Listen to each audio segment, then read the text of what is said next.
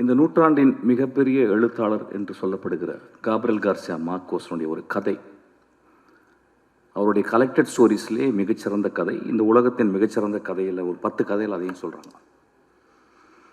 அதுக்கு பேர் ஆங்கிலத்தில் வந்து டியூஸ்டே சீஸ்டா, அதாவது ஒரு செவ்வாய்க்கிழமையினுடைய மதிய தூக்கம் அப்படின்னு ஒரு கதை. வந்து ஒரு தாயும் அவருடைய குட்டி குழந்தை, ஒரு 6 வயசு 7 வயசு குழந்தை ஒரு ஊருக்கு போகிறாங்க. அந்த ஊரில் போயிட்டு ஒரு சர்ச்சில்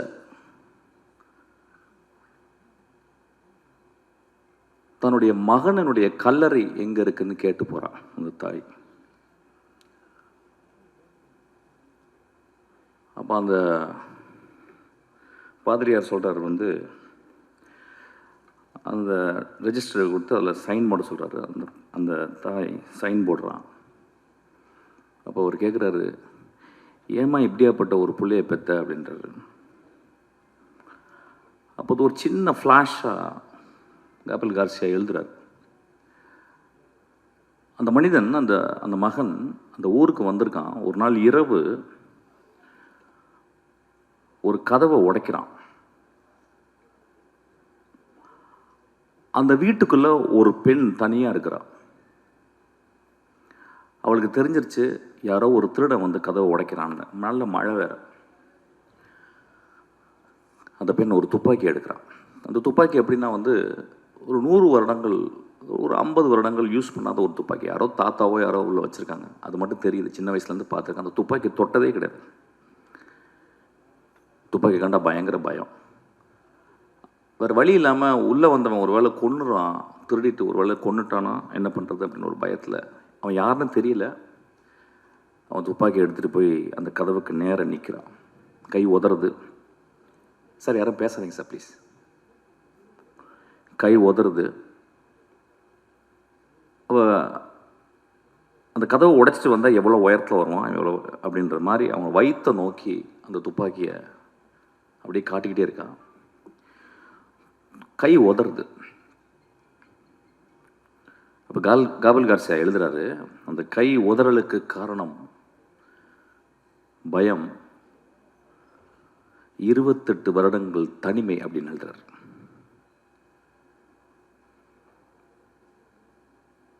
அதுக்கப்புறம் அவன் கையெழுத்து போடும்போது அந்த கேள்வி கேட்குறேன், இந்த மாதிரி பிள்ளை ஏன்பா பெத்தன்னு கேட்கும்போது தாய் சொல்கிறான், என் பிள்ளை ரொம்ப நல்ல பிள்ளைன்றான். நண்பர்களே,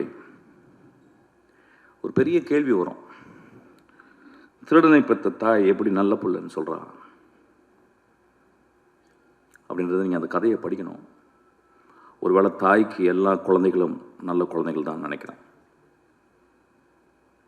இந்த சமூகம்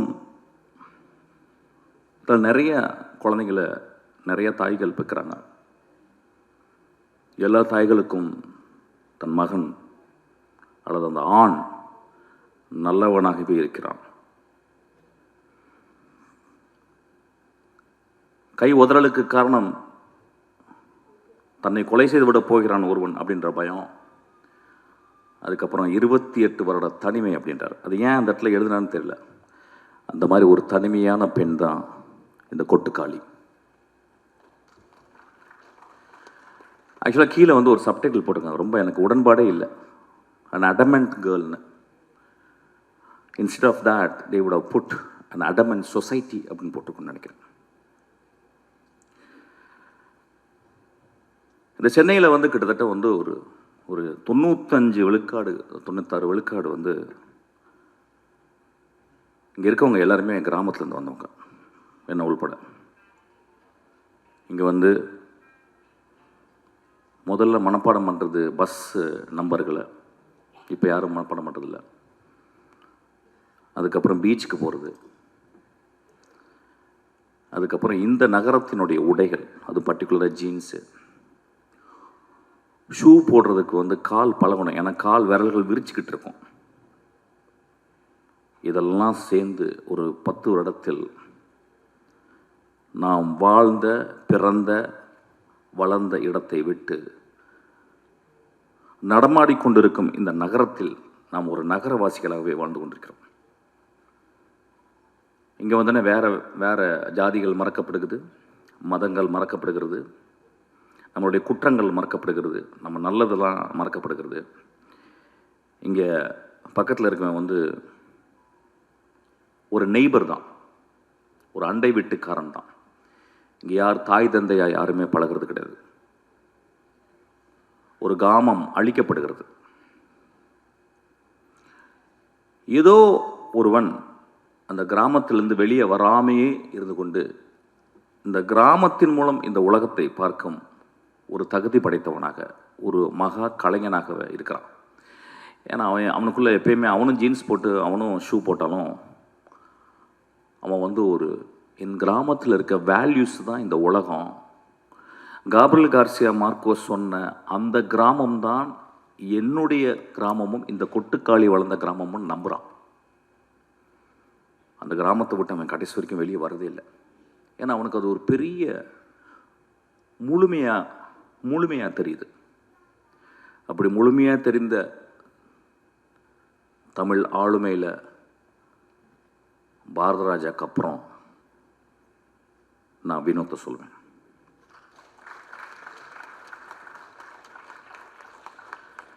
ஒரு திரைப்படம் எதுக்காக எடுக்கப்படுது அப்படின்னா,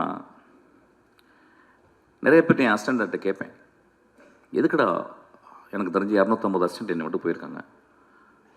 ஒரு வருஷத்துக்கு கிட்டத்தட்ட ஒரு 3000 அசிஸ்டன்ட் டைரக்டருக்காக வர்றவங்களை நான் சந்திக்கிறேன்.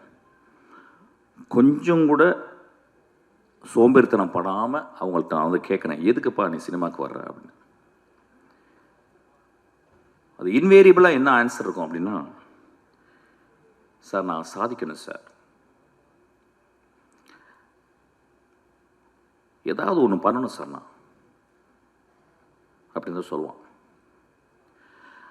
அந்த கிட்டத்தட்ட எல்லா வெர்ஷன்ஸும் ஒரே மாதிரி இருக்கும். இல்லை சார் என்கிட்ட ஒரு கதை இருக்குது சார், நான் ஒன்று பண்ணணும் சார். இப்படி தான் இருக்கும். அப்படி தான் நானும் வந்தோம், லிங்குசாமி வந்திருப்பார், சங்கர் சார் இப்படி தான் வந்திருப்பார், எல்லாருமே மணிரத்னம் எல்லாருமே இப்படி தான் வந்திருப்போம். இங்கே வினோத் ஒருவேளை என்கிட்ட அசிஸ்டண்டாக வந்தால், ஏன்டா வினோத் என்கிட்ட வந்த அப்படின்னு கேட்டால் அவன் இந்த ஆன்சர் சொல்லியிருக்க மாட்டான். சார் இந்த உலகத்தை என் கதை மூலியமாக மாற்றணும் சார் அப்படின்னு வந்திருப்பான்னு நினைக்கிறேன். இந்த கதை மூலம் தமிழ்நாடையே மாற்றிருக்கான். எப்பயுமே சொல்லுவாங்க என்ன நான் ரொம்ப பொங்கி பேசுவார், ரொம்ப எக்ஸாஜரேட் பண்ணி பேசுவார், ட்ராமாட்டிக்காக தான் பேசுவார் அப்படின்னா.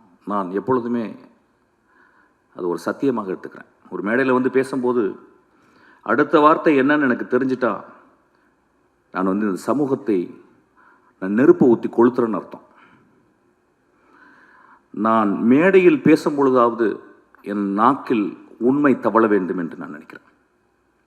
ஏன்னா வீட்டில் நிறைய பொய் பேசுகிறோம், மேடையை விட்டு கீழே இருக்கிற நண்பர்கள்ட்ட நிறைய பொய் பேசுகிறோம், ப்ரொடியூசர்கிட்ட நிறைய பொய் பேசுகிறோம், நடிகர்கள்ட்ட நிறைய பொய் பேசுகிறோம்.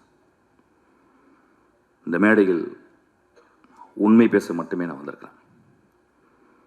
அவ்வளோ தைரியத்தையும் நெஞ்சுரத்தையும் என்னுடைய ரத்தத்தை கொதிப்பு நிலையும் கொண்டு வந்தது இந்த படம்.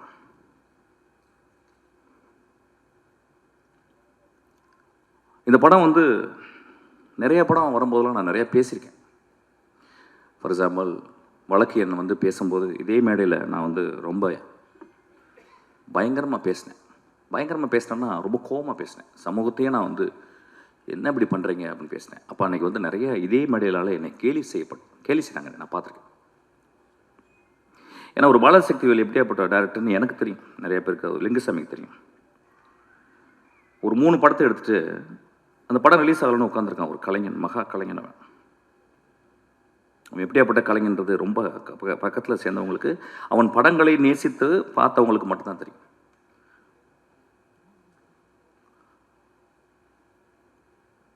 இந்த படத்தில் இது எதுக்கு கொட்டுக்காளின்னு வச்சான்னு தெரியல, எனக்கு நிறைய மீனிங் என்னமோ போகுது. நான் ஒரு ரொம்ப நாளைக்கு முந்தி சிவகார்த்திகனுடைய படத்தில் ஒரு பூஜை அன்னைக்கு ஒரு நாள் ஒரு சாப்பாடு சாப்பிட்டு இருக்கும்போது பக்கத்தில் ஒருத்தன் வெள்ளை சட்டை வெள்ளை பேண்ட் போட்டு ஒரு கிராமத்தில் இருந்த பையன் மாதிரி உட்காந்துருந்தான். அறிமுகப்பட்டினான், யாரா நீ தம்பி அப்படின்னா. சார் நான் தான் சார் வினோத். அப்படின்னா யார்ப்பா? இல்லை சார் நான் வந்து கூழாங்கல். அப்படி ஆமாம் ஏதோ பேசிக்கிட்டு இருக்காங்க நான் சொல்லுவேன்.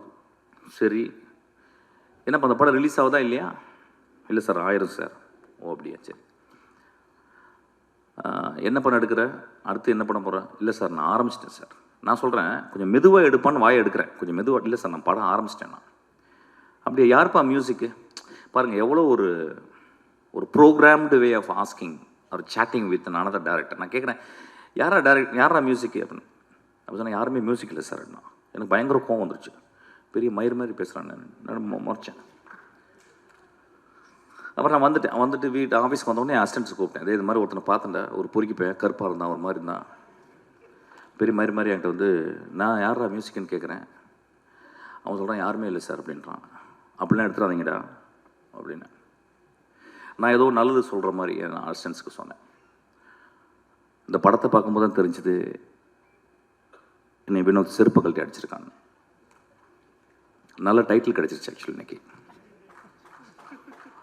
அவன் நிஜமாகவே என்னை செருப்பு கழட்டி அடித்தான். நான் எல்லாரையும் செருப்பு கழட்டி அடித்தானா என்னை வெளியே போய் பயங்கரமாக திட்ட ஆரம்பிச்சாங்க டேரக்டர்ஸ்லாம். அது எப்படி பேசலாம், நாமளும் படம் தானே எடுத்துருக்கணும், அதனால் நான் மட்டும் இதை எடுத்துக்கிறேன். என்னை மட்டும் வினோத் செருப்பை கழட்டி அடித்தான். இந்த விழாவுக்கு வரும்போது நான் காலையில் மனசு பேசினேன். ஏன்னா இப்போ நான் 2 படம் பார்த்துட்டேன். ஒன்று மாரியுடைய வாழை பார்த்துட்டேன். அது ஒரு வாரம் பைத்தியமாக இருந்து அன்றைக்கி நைட்டு ஃபுல்லாக பைத்தியமாக இருந்து ஃபுல்லாக எழுதி அசிஸ்டன்ட் டேரக்டர்லாம் தூங்காமல் உட்காந்து ஒரு ஒரு ஒரு 3 பேஜில் ஒரு லெட்டர் எழுதி வரும் இன்னொரு நாளில். இப்போ அதுக்கு முடித்து அந்த பைத்தியம் முடியும்னு தீர்றதுக்குள்ளேயும் இந்த பைத்தியம், இது பைத்தியம் இல்லை, இது பேயே பிடிச்சிச்சு எனக்கு.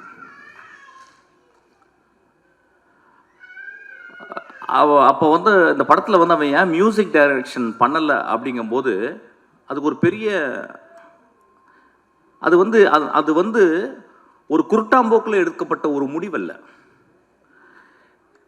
The decision came out of his vision of cinema. அவன் எப்படி சினிமாவை ட்ரூத்ஃபுல்லாக பார்க்குறான் அப்படின்றதுக்கு ஒரு காரணம். ஏதோ ஒரு வகையில் நம்ம என்ன பண்ணுறோம், ஒரு மியூசிக் மூலியமாக நம்ம சட்டையை அயன் பண்ணிடுறோம், நம்ம திரைப்படங்களை நம்ம அயன் பண்ணிடுறோம். அவன் என் சட்டை என் திரைப்படம் சுருக்கமாகவே இருக்கணும் அப்படின்றான். என் பாட்டியினுடைய அந்த இடுப்பை சுற்றி இப்படி உள்ள சுருகுவா பார்த்தீங்களா, அது வெளியே எடுத்தால் எவ்வளோ சுருக்கம் இருக்கும் அந்த அந்த முந்தானையில், அந்த அளவுக்கு சுருக்கத்தை அவன் பார்க்குறான், அவ்வளோ ட்ரூத்தை பார்க்குறான். இந்த படத்தை பற்றி நான் வந்து ஒரு 4 நாள் கண்டினியூஸாக என்னால் பேச முடியும். ஏன்னா படத்தை பார்த்துட்டு வெளியே வந்தோடனே நைட்டு நான் என்ன பண்ணுறதுன்னு எனக்கு தெரியல. வழக்கம் போல் சொன்ன மாதிரி நல்லா இருக்குப்பா, சூப்பர்ப்பா, நல்ல ட்ரை பண்ணியிருக்கேன். இப்போ நிறைய பேர் சினிமா பாட்டு வந்தோன்னா உஷாராக பேசுகிறது எப்படின்னு கேட்டால் வித்தியாசமாக முயற்சி செஞ்சுருக்கேன்னு. அது கெட்ட வார்த்தை சொல்லி தான் சொல்லணும், பட் அப்படி சொல்ல முடியாது, போர் அடிக்குது எனக்கு ஆக்சுவலாக. அந்த மாதிரி எதாவது பேசிட்டு போயிடுறது, இல்லைன்னா நல்ல ஃப்யூச்சர் இருக்குப்பா அப்படின்றது, அப்புறம் ரொம்ப மோசமாக ஒரு தடவை பார்க்கலாம் அப்படின்றது. நண்பர்களே, இங்கே வரும்போது யோசிச்சேன் நான் என்ன பேசணும், இந்த படத்தை நான் வந்து எப்படி மக்கள்கிட்ட கொண்டு போய் சேர்க்கணும்.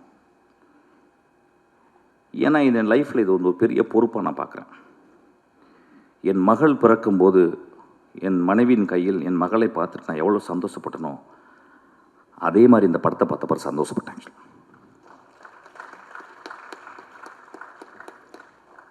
இந்த படத்தை பற்றி மக்கள்கிட்ட கொண்டு போய் சேர்க்குறதுக்கு என்னென்னா, நிறைய பல்ட்டி குட்டிக்காரனெல்லாம் அடித்தாச்சு. யூஸ்வலாக நான் நிறைய பேசியிருக்கேன். இந்த படம் மக்கள் வந்து எல்லாரும் பார்க்கணுன்னா நான் அவுத்து போட்டு கூட நிற்கிறதுக்கு தயாராக இருக்கேங்க இந்த இடத்துல. ஏன்னா அப்படி தான் உரைக்கும். கை தட்டலாமே கொஞ்சம். ஒரு குத்து டான்ஸு, நேக்கட் டான்ஸ் இங்கே ஆடலான் இருக்கு, இந்த படத்தை பாருங்கள் அப்படின்னு. நான் நேக்கட் டான்ஸ் ஆடி நீங்கள் பார்த்தீங்கன்னா என்ன ஆவீங்க, அதை டெக்ஸ்ட்ரா போஸ்ட் பண்ணி நீங்கள் அப்போ அந்த படத்தை போய் பாருங்கன்னு சொல்லலாம். இந்த கொடுமை எப்படின்னு கேட்டிங்கன்னா, இந்த தமிழ் சமூகத்தில் வந்து அது இந்திய சமூகத்தில் வந்து ஒரு நல்ல படத்தை பார்க்குறதுக்கு, நல்ல படம்னா எப்படின்னா ரொம்ப ஃபிலாசபிக்கலான கொஸ்டின் அது. ஆமாம், நான் 2 நிமிஷம்லாம் பேசலாமா? 1 மணி தான் பேசுகிறேன். பேசுது இடக்கு முடக்க அதை பேசினா பிரச்சனை ஆயிரும் உனக்கு. ஓகே, நல்ல படம் அப்படின்னாவே இவன் நம்ம நண்பர்கள், நம்ம ரசிகர்கள், நம்ம ரொம்ப நேசத்துக்குரிய நம்மளுடைய ரசிகர்கள் என்ன சொல்லிடுறாங்க வந்து, ஓகே புரிஞ்சிடுச்சு, அதாவது வந்து பாலாஜி சக்திவேலு, மிஷ்கின், ராமு, வெற்றி மனைவிகளும் நல்ல படம் சொல்லிட்டா கொஞ்சம் பார்த்தே போவோம் அப்படின்ற மாதிரி கொஞ்சம் யோசிச்சு போவோம். ஏன்னா சினிமா பார்க்க வர்றதே அவுத்து போட்டு ஆடுறதை பார்க்குறதுக்கு தான். சினிமாவுக்கு நிறைய பேருக்கு ஆடுறது, அதாவது இன்னும் என்கிட்ட பேசுகிறாங்க, அந்த சார் அந்த குத்துப்பாட்டு ஒன்று போட்டிங்களே சார், அது மாதிரி இன்னொன்று போடுங்க சார். நான் என்ன போட தான் செய்ய முடியும் ஆக்சுவலாக.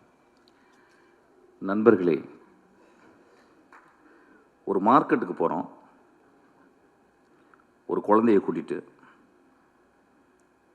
ஒரு பெண் குழந்தைய கூட்டிகிட்டு ஒரு கத்திரிக்காய் எடுக்கிறோம். எங்கள் அம்மா சின்ன வயசில் எனக்கு கத்திரிக்காவை எப்படி வாங்குவது அப்படின்னு சொல்லி கொடுத்துருக்காங்க.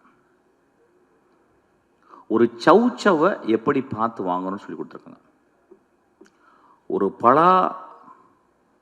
பழத்தை வந்து தட்டி பார்த்து, அந்த பழம் தட்டி பார்த்து பழுத்திருக்கான்னு பார்த்து வாங்க சொல்லியிருக்காங்க. ஆனால் நம்ம சமூகத்தில் ஒரு கலைப்படைப்பை மட்டும் வெகுஜன சினிமாவாகவே மட்டுமே பார்க்க பழகிருச்சு. இன்னைக்கு 16 வயதில் எடுத்தா ஓடுமானே டவுட் வந்துருச்சு. என் ஆதங்கத்தை இங்கே கொட்டி தீர்க்கவில்லை. இந்த படத்தை நான் மக்கள்கிட்ட கொண்டு போய் எப்படி சேர்க்கறதுன்னு யோசிச்சுக்கிட்டே இருக்கேன். இப்போ இந்த நகரத்தில் இருக்கவங்க எல்லாருமே நினச்சிக்கிறாங்க நம்ம எல்லாமே சிட்டி பேஸ்டு. அதை சொல்கிறாங்க இது கிராமத்து கதை. ஐயா, இது என் தாயின் கருவறை ஐயா. இந்த படம் என் மகளின் யோனி ஐயா. இந்த படம் பாலசக்தி சொன்னா இந்த மாதிரி படமே பார்த்ததில்லைன்னு. இந்த மாதிரி படத்தை பார்க்கவே போறது இல்லையா? இந்த மாதிரி படத்தை நான் பார்க்கவே போறதில்லை. இந்த படத்துக்கு முன்னாடி என் படைப்புகள், என்னுடைய சினிமா அப்படின்றத நான் கீழே குனிஞ்சு அவன் காலை முத்தமிடுவேன். அந்த அளவுக்கு அந்த படத்தை பண்ணியிருக்கான். உங்களுக்கு ப்ரூவ் பண்ணணும்னா வினோத்தை கூட்டிங்க நின்று அவன் காலை முத்தமிடுறேன். நான் இளையராஜா காலை முத்தமிட்டிருக்கேன். நான் இளையராஜா காலை என்றைக்குமே தொட்டு கும்பிட்டதில்லை. நான் உதட கொண்டு போய் தொடுவேன். ஆக்சுவலாக 2வது மனிதனாக இளையராஜாக்கு அப்புறம் அவன் கால்களை நான் முத்தமிடுவேன். ஆக்சுவலி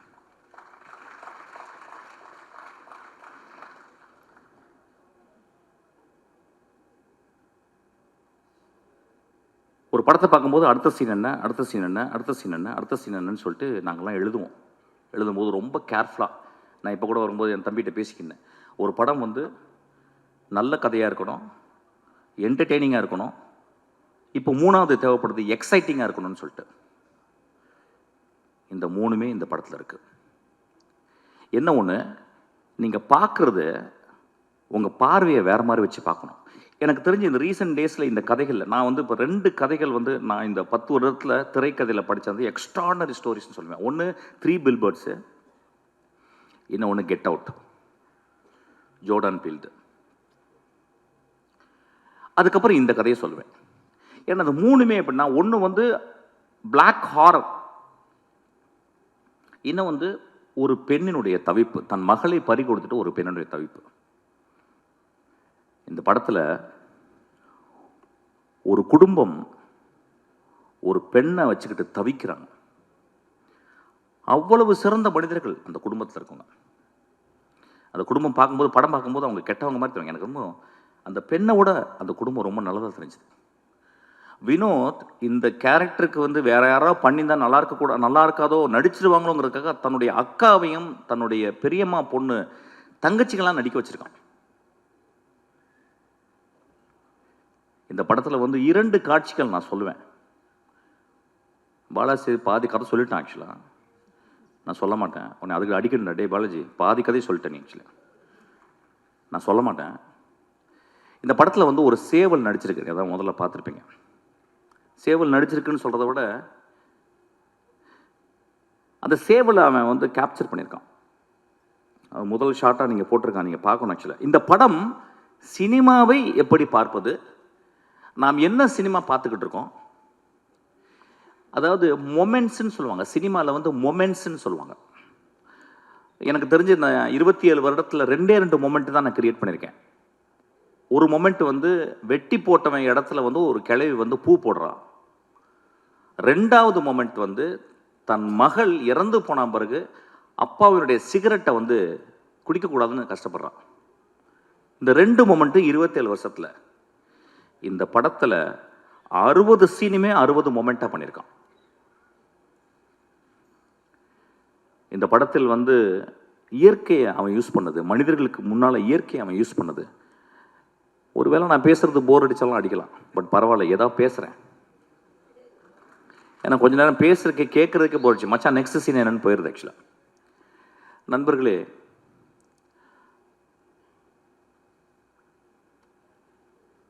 ஒரு நல்ல கதை, ஒரு நல்ல கதாசிரியர் தோற்கப்படுவதில்லை, சமூகத்தால் கொலை செய்யப்படுகிறான். ஒரு நல்ல கதையும் ஒரு நல்ல கதாசிரியரும் அவ்வளவு பேரன்போட ஒரு சமூகத்துக்கு இந்த கதையை எழுதுனா பீச்சில் ஒரு பங்களா, மிக வசதியான காரு, அதுக்கப்புறம் 100 வருஷத்துக்கு வந்து சொத்து அப்படின்னு இல்லாமல்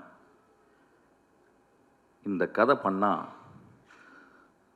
சமூகத்தின் இதயத்தை கொஞ்சோண்டு தொற்றுலாம் அப்படின்னு வினோத் பண்ணியிருக்கான்.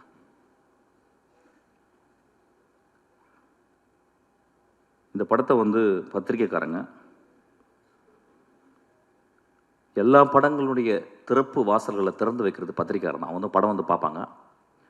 பார்த்துட்டு எனக்கு தெரிஞ்சு எல்லா நல்ல படங்களையும் அவங்க வந்து ஆறத்தழுவி முத்தம் கொடுத்துருக்காங்க. இந்த படத்துக்காக வினோத்துக்கு இந்த பத்திரிகையாளர்கள் கோயில் கட்டணும்னு நான் கேட்குறேன். இந்த சமூகம் ஒருவேளை அவன் கொலை செய்து விடலாம். அந்த கொலையிலிருந்து தப்பிக்க வச்சது சிவகார்த்திகேயன்.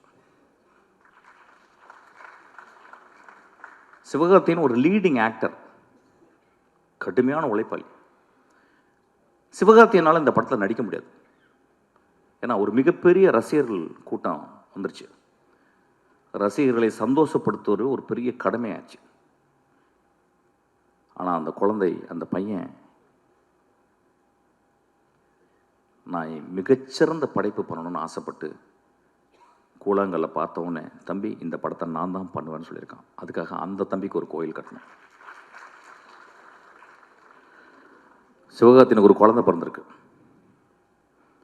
சிவகார்த்திகேயனுக்கு இன்னொரு குழந்தையும் பிறந்திருக்கு. அதுதான் கொட்டுக்காளி. இந்த படத்தில் நடித்தவர்கள், அந்த அனா பென் ஒருத்தி நடிச்சிருக்கா. தெரியல, தமிழில் இருக்க பெண்ணுங்கள்லாம் இப்போல்லாம் நடிக்கவே வரதில்லை நல்ல படங்களுக்கு. சார் எனக்கு 2 பாட்டு இருக்கா, 3 டான்ஸ் இருக்கா, தௌபா தௌபா தௌபான்னு அப்படின்னு ஏதாவது டான்ஸ் ஸ்டெப்பு, ஹூக் ஸ்டெப்பு வைக்கிறதுக்கு இருக்கான்னு பார்ப்பாங்க. அப்போ தமிழில் பொம்பளைங்களே கிடையாது.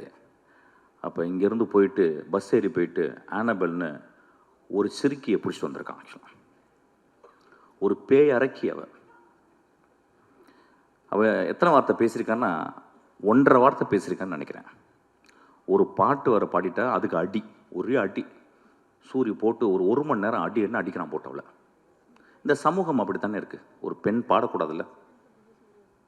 ஒரு எக்ஸ்ட்ராடனரி பெர்ஃபார்மன்ஸ். அநேகமாக இந்த வருஷத்தினுடைய நேஷனல் அவார்டு அந்த குழந்தைக்கு கிடைக்கணும்னு நான் வந்து ஆசீர்வாதம் பண்ணுறேன். அதுக்கப்புறம் சூரியனுடைய எவல்யூஷன் கேரக்டர் ஆர்க்கு. நான் சினிமாவில் தான் கேரக்டர் ஆர்க் பார்த்துருக்கேன். ஒரு கதையின் கதாநாயகன் ஃபஸ்ட்டு சீனில் வந்து மோசமாக இருப்பான், கடைசி சீனில் ஒரு பெரிய மகானாக இருப்பான். ஃபஸ்ட்டு சீனில் மகானாக இருப்பான், கடைசி சீனில் வந்து கொடுங்கோலனாக மாறிடுவான். இது வந்து கேரக்டர் ஆர்க்கு. இது சினிமாவில் தான், கதைகளில் தான் நடக்கும். நிஜ வாழ்க்கையிலே சூரிக்கு நடந்திருக்கு. ஒரு கமெடியனாக உருவாகி இன்னைக்கு ஒரு உலகம் போற்றும் ஒரு நடிகனாக மாறியிருக்கான். நான் அன்றைக்கி நைட்டு இரவு உட்காந்து பேசினேன். என்னடா மகனே நீ இப்படி, எங்கடா உனக்கு ஏதாவது அருள்கிருள் வந்துருச்சா, இல்லை காதில் ஏதாவது உனக்கு ஏதாவது ஒரு அசரீரி கேட்டுச்சா, உன் வாழ்க்கையில் இப்படியாப்பட்ட முடிவுகள் எடுத்து இப்படி நீ வேகமாக அப்படியே வெற்றிமாறன், அப்படியே கருடன், அப்படியே ராம், இன்றைக்கி ஒரு எக்ஸ்ட்ராடனரி. எனக்கு தெரிஞ்சு இன்றைக்கி தமிழ் சினிமாவின் மிக முக்கியமான 2 நடிகர்கள் நான் சொல்லுவேன், வந்து விஜய் சேதுபதியும் சூரியன் நான் சொல்லுவேன். ஆக்சுவலாக நான் விஜய் சேதுபதி ஒர்க் பண்ணேன், 67 நாட்கள் ஒர்க் பண்ணேன். ஒரு நாள் கூட எங்கள் 2 பேருக்கு ஒரு சின்ன உராய்வு கூட ஏற்படல. அந்த குழந்தை அவ்வளவு கண்ணியமாக, அவ்வளவு மேன்மையாக நேசித்து நேசித்து ஒரு கேரக்டர் நடிச்சிருக்கான் இந்த படத்தில் சூரிய. அதே மாதிரி தான் எனக்கு தெரிஞ்சு இந்த படத்தில் சூரிய தவிர வேற யாராவது நினைச்சு கூட பார்க்க முடியாது. சூரிய ஒரு இடத்துல மூத்திரம் நடிச்சிருக்கான், நடிக்கவே முடியாது. இந்த மாதிரி வாழ்ந்திருக்கான். அதுக்கு வினோத் அந்த கேமராவை பக்கத்தில் எட்டு போகிறான். அப்படியே அவன் மூத்திரம் அடிக்கிறதுக்கு போய் பக்கத்தில் போயிட்டு நான் பயந்துட்டேன், கீழே கீழே கேமரா டில் டவுன் பண்ணிட போகிறான்னு பார்க்க ஆசையும் வருது, டில் டவுன் பண்ணி பார்க்கலாம் அப்படின்னு சொல்லிட்டு. ஆனால் அப்படியே மேலேயே வச்சு அதுக்கப்புறம் சூரிய திரும்பி பார்க்குறான். மனிதர்களே என்ன பெர்ஃபார்மன்ஸு, என்ன எவ்வளவு நம்பிக்கை அந்த கேமரா மேலே. முதல் சீனை வந்து அவன் கிட்டத்தட்ட ஒரு 4 நிமிஷம் கேமரா எட்டு போயிட்டு ஒரு அம்மா குளிச்சுட்டு அதை தலையில் தண்ணியை தொளிச்சிட்டு தன் மகள் இப்படி பண்ணிட்டாலே, மகள் இப்படி பண்ணிட்டேன்னு அவள் கோயிலுக்கு போகிறத வந்து ஒரு extreme long shot. I think இந்தியாவில் ஒரு லாங்கஸ்ட் ஷாட்டாக கூட இருக்குன்னு நினைக்கிறேன். அங்கே எடுக்கும் போதே அவன் அதோடைய கான்ஃபிடென்ட்டை சொல்கிறான், நான் என்ன மாதிரி படம் பண்ண போகிறேன், என்ன மாதிரி படத்தை நீங்கள் பார்க்க போகிறேங்கன்றது அவன் பிச் பண்ணுறான். இந்த படத்தை பற்றி இன்னொரு தருணத்தில் நிறைய பேசலாம். ஏன்னா இங்கே வந்து மொத்தமே 4 டேரக்டர்ஸ் தான் வந்திருக்கோம். நான் வந்து ரொம்ப நேரம் டைம் எடுத்துக்கூடாது, நான் நிறைய பேசுவேன், என்னால் பேச முடியும். So Soori has given an extraordinary. அதாவது இந்த படத்துக்கு அப்புறம் சூரியை நம்ம எப்படி பார்க்கலாம்னா, ஒரு இந்தியாவின் ஒரு மிகச்சிறந்த ஆக்டரை நம்ம பார்க்கலாம். அது ஏன் சொல்கிறேன்னா, அந்த அளவுக்கு அந்த கேரக்டர் அவன் மண்ணிலிருந்து அந்த வெறுங்காலில் இருந்து நான் பார்த்தேன். சூரிய செருப்பு போட்டுக்கணும், செருப்பு போடாமல் அவன் அப்படியே அதுக்குள்ளே ஒரு அதான் சொன்னாங்க, ஏதோ அந்த டீட்டெயில் வந்து கால் அதை வந்து சூரிய சொன்னதான் நல்லது, சூரிய சொன்னது தான் அது நல்லாயிருக்கும். ஆக்சுவலி எப்படி அதை நடித்தான் அந்த குரலுக்காக. நான் அந்த கழுத்தில் இது பண்ணிட்டு பார்க்கும்போது நான் ஒரு இடத்துல உத்து பார்த்தேன், இந்த இடத்துல கழுத்து நரம்பு வந்து புடைக்குது. ஸோ நடிக்கலை அந்த இடத்துல. He took so much of sincere and truthfulness to exhibit something extraordinary. கேள்விப்பட்டேன் வந்து கூழாங்கல் பார்த்த உடனே சூரி விரட்டி போயிருக்கான். ராம் என்கிட்ட சொன்னான். ஆனால் கிட்டத்தட்ட டெய்லி 2 தடவை ஃபோன் பண்ணி, ராமண்ணா கொஞ்சம் வினோட்ட சொல்லுங்கள், அடுத்த படம் எந்த படமாக இருந்தாலும் அதில் ஒரு சின்ன கேரக்டராக நடிக்கிறேன், அதுக்காக சூரிக்கு நம்மலாம் கிளாப் பண்ணுவோம். அதாவது ஒரு கலைஞன் இன்னொரு கலைஞனை தேடி ஒரு சீனாவும் நான் நடிக்கணும்னு சொன்னான் பாருங்க, அவன் ஒரு பெரிய மேதை தான். அவன் பெரிய மேதை தான் அவன். நண்பர்களே, இந்த படத்தை பற்றி நான் நிறைய சொல்ல முடியும். ஆனால் I am not very sure how far I can talk. ஒரு மிகப்பெரிய அனுபவம். இந்த படம் வந்து ஒவ்வொரு குடும்பமும் போய் பாருங்க. அதாவது மோசமான படங்களை சில படங்களை நம்ம பார்க்குறோம். மோசமான காட்சிகளை நம்ம குழந்தைகளுக்கு கொண்டு போய் காட்டுறோம். மோசமான படங்களை இந்த இளைஞர்கள் போய் பார்க்குறாங்க. அதெல்லாம் பார்க்கலாம், தப்பு கிடையாது. அது வந்து ஒரு ஆர்ட், வந்து போர்னோகிராஃபியும் ஒரு ஆர்ட் தான். அது யாரால எடுக்கப்படுறதுன்ற பொறுத்து. ஆனால் இந்த படம் இந்த தமிழ் சமுதாயத்தை, எனக்கு தெரிஞ்சு இதை விட ஒரு பொலிட்டிக்கலான படம் தமிழில் வந்திருக்கான்னு எனக்கு தெரியல. இதை விட ஒரு பொலிட்டிக்கலான படம் அந்த ஏரியா நான் பேச வேணான்னு யோசிக்கிறேன். ஏன்னா இங்கே பொலிட்டிக்கல் படம்ன்றது வந்து வேறு வேறு கருத்துக்களோடு உலாவுது. ஆனால் ரொம்ப அமைதியாக ஒரு பொலிட்டிக்கல் படத்தை, மோஸ்ட் பவர்ஃபுல் பொலிட்டிக்கல் ஃபிலிமை வினோத் அசால்ட்டாக எடுத்திருக்கான். நண்பர்களே, நான் மீண்டும் கேட்குறேன், இந்த படத்தை நீங்கள் எல்லாரும் பார்க்கணும்.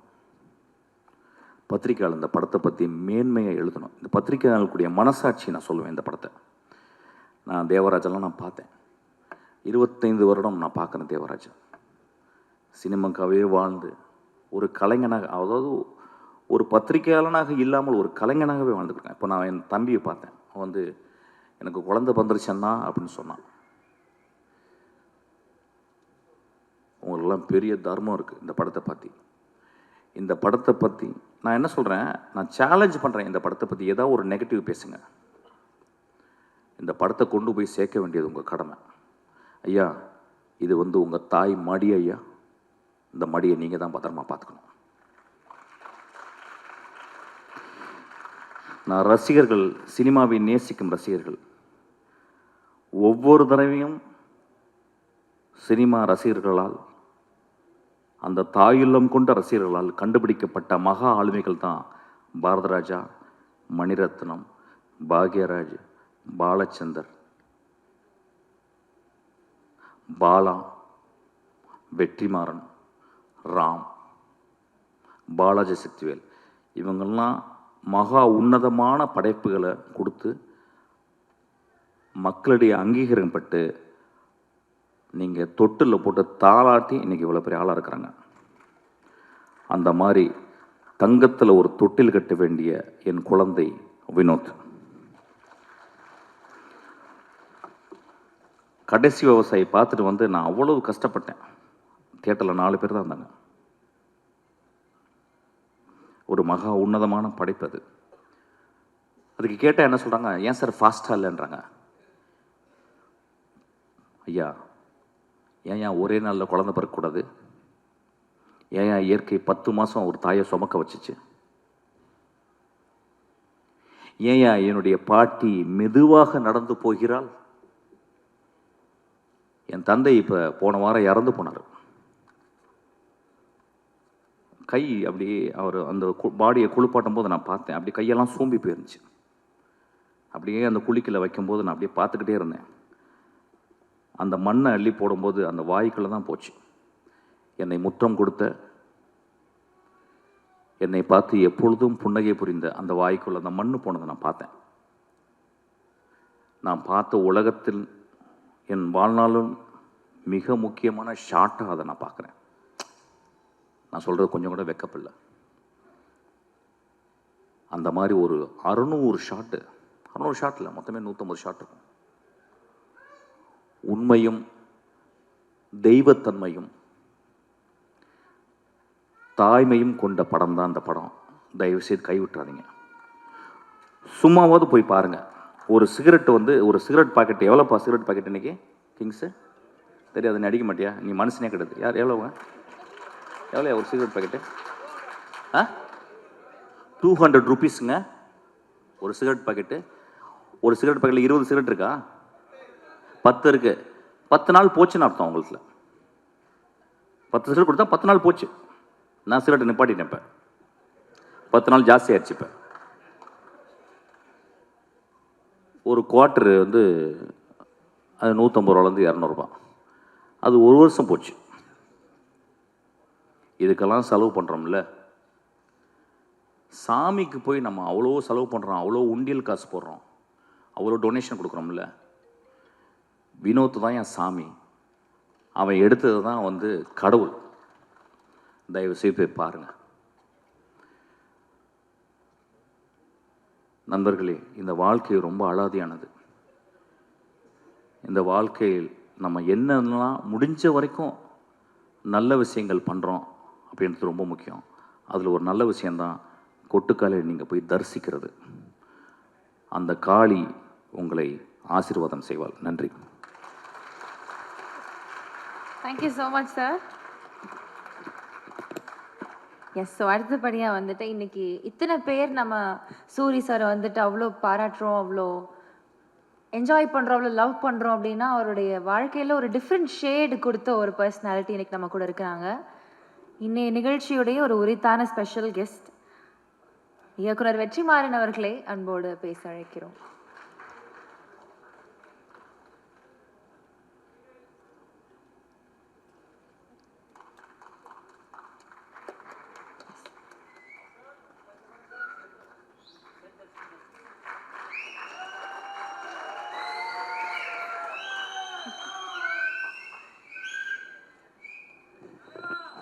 எல்லாருக்கும் வணக்கம்.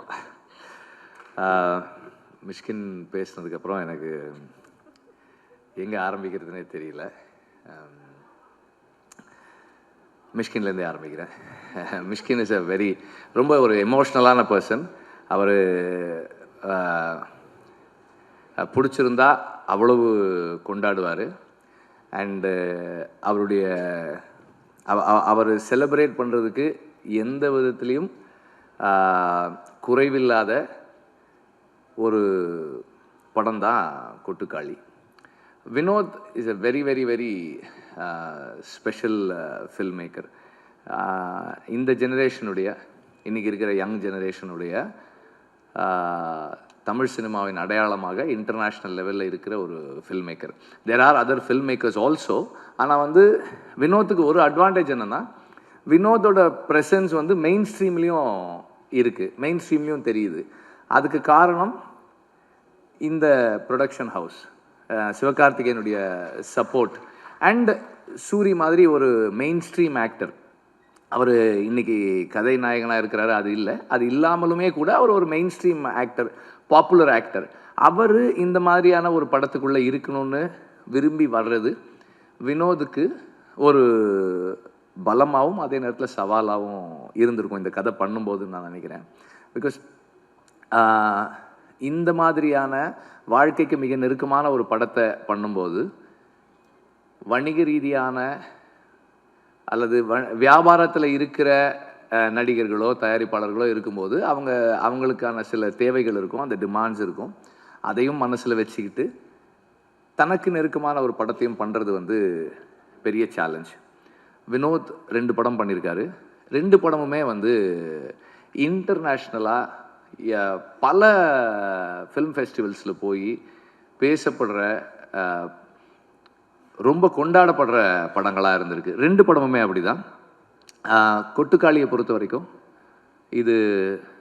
இது வந்து ஒரு ஃபெமினிஸ்ட் ஃபிலிமா அப்படின்னு கேட்டால் yes, it takes the side of the oppressed. அதாவது பெண்களின் பக்கம் நிற்குது. சாதியத்திற்கு எதிரான படமானா கண்டிப்பாக சாதியத்துக்கு எதிரான ஒரு படமாகவும் இருக்குது. இது ஒரு இலக்கியமாக இருக்காருன்னா இலக்கியமாகவும் இருக்குது. இது ஒரு நம்மளை மாதிரி மெயின் ஸ்ட்ரீம் ஆடியன்சஸ், வணிக சினிமாவை பார்க்கக்கூடியவர்களுக்கு நெருக்கமான படமாக இருக்கானா அப்படியும் இருக்குது. இதை சாதிக்கிறது சாதாரண விஷயம் இல்லை. இதை வந்து வினோத் ரொம்ப எளிமையாக இயல்பாக அச்சீவ் பண்ணியிருக்காரு. அண்டு நடித்த நடிகர்கள் அல்லது இந்த படத்தில் சில பாத்திரங்களை ஏற்று செய்திருக்கிறவர்கள், ஏன்னா வந்து 3 பேரை தவிர யாருமே நடிகர்கள் கிடையாது, ப்ரொஃபஷனல் ஆக்டர்ஸ் கிடையாது, எல்லாருமே சரியாக பண்ணியிருக்காங்க. அப்புறம் இதில் இன்னொரு பெரிய துணிச்சலான விஷயம் ஒரு ஃபில்ம் மேக்கராக வினோத் பண்ணியிருக்கிறது என்னென்னா, இதுக்கு வந்து பேக்ரவுண்ட் ஸ்கோர் பயன்படுத்தாது. பேக்ரவுண்ட் ஸ்கோர் இல்லை அப்படின்றதால என்ன ஆகுதுன்னா இன்னும் வாழ்க்கைக்கு நெருக்கமாக போகுது. And there are lot of ironic moments இந்த ஃபில்ம். அதை நீங்கள் படம் பார்க்கும்போது அதை என்ஜாய் பண்ணுறதுக்கு நல்லாயிருக்கும். அந்த முரண்கள் தான் வந்து இந்த ஃபில்ம் மேக்கரை, இந்த ரைட்டரை ரொம்ப முக்கியமாக நம்ம கவனிக்க வேண்டிய ஒரு ஆளாக மாற்றுற தன்மையை கொடுக்குது. சூரி, அனபென் அண்ட் மற்ற நடிகர்கள், பிரகதீஸ்வர் நடிச்சிருக்காரு. அப்புறம் நிறைய எல்லா நடிகர்களுமே வந்து அந்தந்த பாத்திரங்களாகவே இருக்காங்க. யாருமே வந்து அதிகமாக போகலை, கம்மியாக வரலை. அண்டு படம் முடியும் போது எனக்கு வந்து அந்த நடிகர்கள் அந்த நடிகர்கள் இல்லை, அந்த இயக்குனர் இல்லை, அந்த கதாசிரியர் இல்லை, அந்த ஒளிப்பதிவாளர் இல்லை, அந்த யாருமே இல்லை. அந்த வாழ்க்கை, அந்த வாழ்வியல், அந்த பெண்ணுக்கு என்ன நடக்க போகுது அப்படின்ற அந்த சிந்தனை மட்டுமே நம்மக்கிட்ட இருக்குது. அந்த அளவுக்கு ஒரு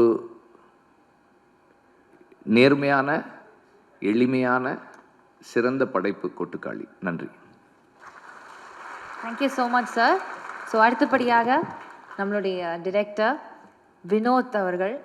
ஸோ PS வினோத்ராஜ் அவருடைய story is very inspiring and ரொம்ப அடம் பிடிக்கிற ஒரு டிரெக்டர் அப்படின்னு கேள்விப்பட்டோம். ஆசைப்பட்டால் மட்டும் போதாது, அதுக்காக அடம் பிடிக்க தெரியணும் அப்படின்னு டயலாக் இருக்கிற மாதிரி தான் ஆசைப்பட்ட விஷயத்த ரொம்ப நேர்மையாக, அதை ரொம்ப டாஸ்க் பண்ணாலும் பிரச்சனை இல்லை அப்படின்னு சொல்லிட்டு வாங்க தெரிஞ்ச ஒரு இயக்குனர். ரொம்ப அழகான கண்டென்ட்ஸை ரொம்ப நேர்மையாக எடுக்கிறாரு. Thank you so much sir for giving Kottukkaali to us. ஒரு சில வார்த்தைகள்.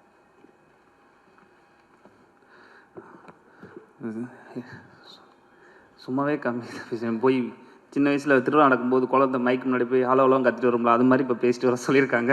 அதனால் வந்து எல்லாருக்குமே ரொம்ப நன்றி. நான் சப்போர்ட் பண்ணிட்டு எப்போவுமே சப்போர்ட் பண்ணிகிட்டு இருக்கேன் என்னோடய வெல்விசர்ஸ் வெற்றிமாறன் அண்ணே, ராம் அண்ணே, மிஸ்கின் அண்ணே, எல்லாருக்குமே ரொம்ப நன்றி.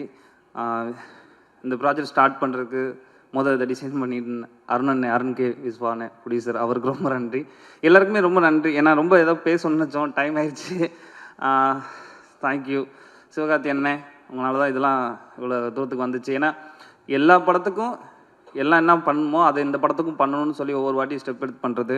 மெயினாக என்னோடய டெக்னீஷியன்ஸு சுரேன், அழகிய கூத்தன், ராகவ் ரமேஷ், எடிட்ரு, இவங்க எல்லாருமே ஸ்கிரிப்டு டே ஒன்லேருந்து எழுத ஆரம்பித்ததுலேருந்து என் கூட வந்து ஃபுல் டிஸ்கஷன்லேருந்து இவங்க டிஸ்கஷனில் வந்து கலந்துக்கிட்டு ஷார்ட் டிவிஷன் சினிமாட்டோகிராஃபர் சக்திவேல், இவங்க எல்லாருமே வந்து ஸ்கிரிப்ட் ஸ்டேஜில் ஆரம்பத்துலேருந்து இப்போ வரைக்கும் என் கூட இருந்துகிட்டு இருக்காங்க. என்னோடய டைரக்ஷன் டீம், இந்த கீபியாக ஒர்க் பண்ண பானுபிரியா, அவங்க எல்லாருக்குமே ரொம்ப ரொம்ப நன்றி. டைம் கம்மியாக இருக்குது, நான் நிறையா பேசணும்னு நினச்சேன். அந்த எல்லாருக்குமே நன்றி. இவ்வளோ சப்போர்ட் பண்ணி பேசினா எல்லாருக்குமே நன்றி. தேங்க்யூ. வெறும் நன்றி மட்டும் தான் சொல்லியிருக்கேன், சாரி.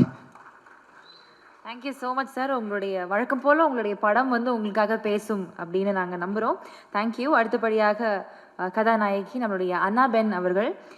ஹெலனில் வந்து ஐஸ் மேடனாக இருந்து நம்மளை வந்து சாம் பண்ணாங்க. இப்போ வந்து கொட்டுக்காலியில் ஒரு ஃபயர் காடஸாக வந்திருக்கிறாங்க. And I think cinema is in her blood. அவங்க அப்பா வந்து ஒரு renowned Malayalam writer. So cinema ரத்தத்திலே இருந்தவங்க, அந்த ஜீன்ஸில் இருந்தவங்க இன்றைக்கி ஒரு அழகான ஒரு பெர்ஃபார்மன்ஸ் கொட்டுக்காலியில் கொடுத்துருக்காங்க அப்படின்றப்போ it is very heart warming. Thank you so much Annaben அவர்கள். ப்ளீஸ் ஒரு சில வார்த்தைகள் அபவுட் கொட்டுக்காலி.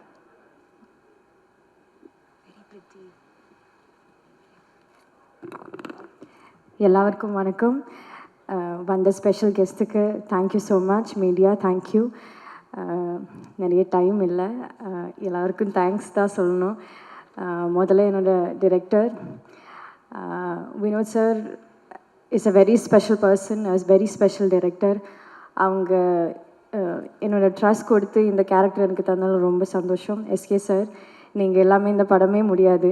அண்ட் சூரி சார், நீங்கள் அவ்வளோ சூப்பராக பாண்டி ஆயிடுச்சுனால எனக்கு மீனாவது முடிஞ்சது, அதுக்கு நன்றி. Thank you so much. இது ரொம்ப இம்பார்ட்டண்ட்டான ஒரு விஷயம், டிஸ்கஸ் பண்ண ஒரு படம். இது கண்டிப்பாக எல்லாருக்கும் பிடிக்கும்னு நான் நினைக்கிறேன். Thank you so much. Thank you so much ma'am. அடுத்தபடியாக கதையின் நாயகன் சூரிய அவர்கள், the most versatile actor in today's industry. And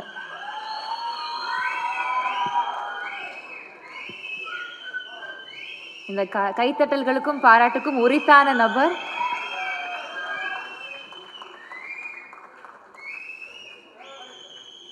யூஸ்வலாக சினிமாவில் ஒரு பெயர் கிடச்சிருச்சு,